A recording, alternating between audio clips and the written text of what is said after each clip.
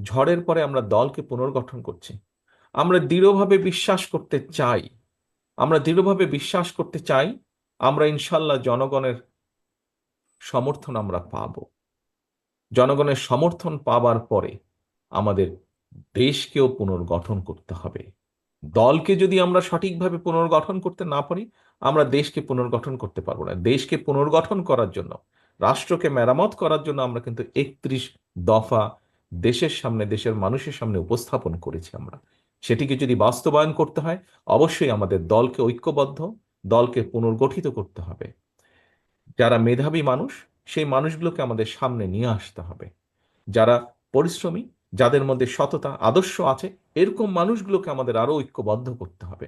আরো তাদেরকে কাছে নিয়ে আসতে হবে, দলের কাছে নিয়ে আসতে হবে, দলের সাথে আরো সম্পৃক্ত করতে হবে।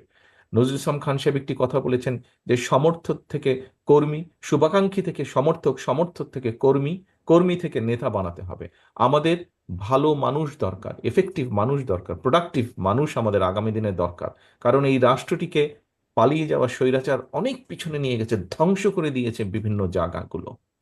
কাজেই আমাদেরকে যদি পুনর্গঠিত করতে হয়, আমাদের সেই রকম মানুষ দরকার, সেই রকম মানুষগুলোকে আমাদের বের করে নিয়ে আসতে হবে।